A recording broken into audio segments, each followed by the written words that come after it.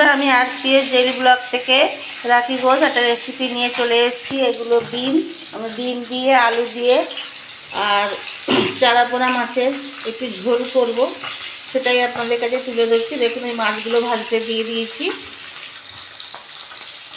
আমি 4 পিস মাছ ভাজবো। দেখুন বন্ধুরা, আমার মাছটা ভাজা হয়ে গেছে। আমি এই মাছের ঝোলে একটু বড়ি দেবো, তাই জন্য বড়িটাও ভেজে নিচ্ছি। বন্ধুরা, বড়িটা আমার ভাজা হয়ে গেছে, আমি তুলে নিয়েছি। আমি ওই তেলের মধ্যে একটু শুকনো লঙ্কা ফোড়ন দেবো আর একটু কালো জিরে ফোড়ন দেবো।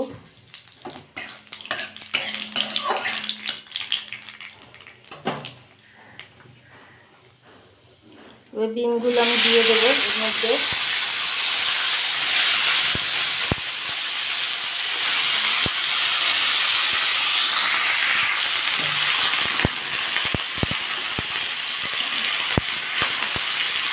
ডিমগুলো হালকা করে ভেজে নেবো একটু।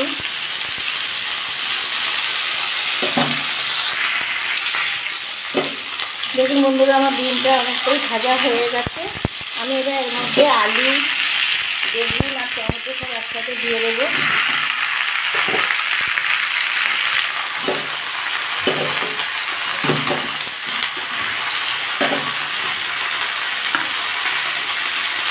আমি এখানে নুনটাও দিয়ে দেবো পরিমাণ মতো।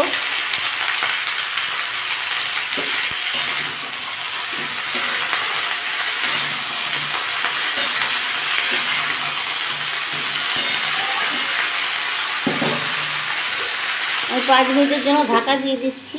5 মিনিট পরে ফিরে আসছি। দেখুন বন্ধুরা, আমি 5 মিনিট পরে ফিরে আসলাম।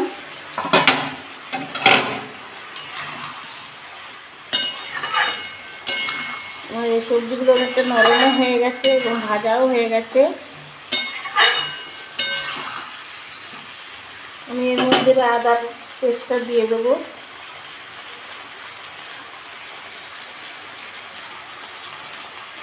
এক চামচে একটু বেশি জিরে গুঁড়ো, 1 চামচ লঙ্কার গুঁড়ো, পরিমাণ মতো হলুদ, সব দিয়ে বন্ধুরা ওইটা আবার ভালো করে কষিয়ে নেব।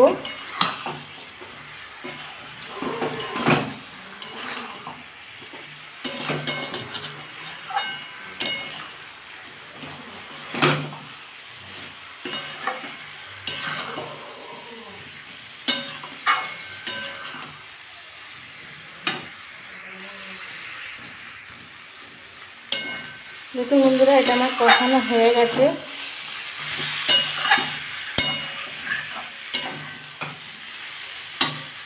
আমি এর মধ্যে এবার জল দিয়ে দেবো।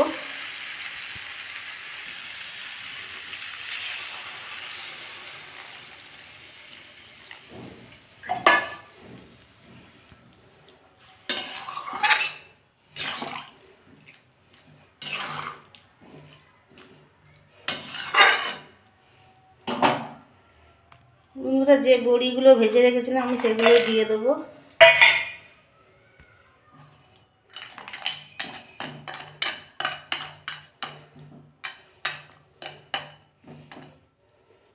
আমি 10 মিনিট চাপা দিয়ে দেবো এটা সেদ্ধ হওয়ার জন্য। 10 মিনিট পরে ফিরে আসছি বন্ধুরা। দেখুন বন্ধুরা, আমি 10 মিনিট পরে ফিরে আসলাম। দেখুন বড়িগুলো কত ফুলে গেছে। আমার আলুও সেদ্ধ হয়ে গেছে বন্ধুরা। এবার আমি মাছগুলো এবার দিয়ে দেবো।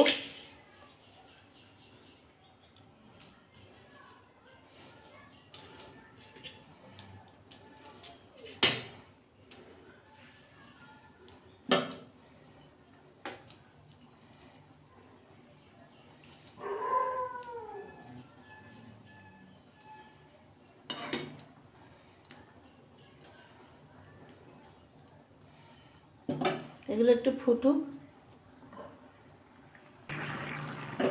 দেখুন বন্ধুরা, আমার মাছটাও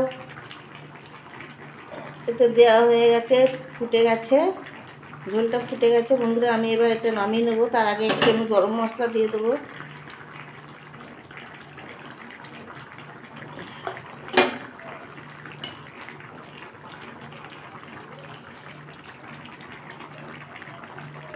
গ্যাসের ফ্লেমটা অফ করে ওই 5 মিনিটের জন্য একটু রেস্টে রেখে দেবো, তারপর ফিরে আসছি।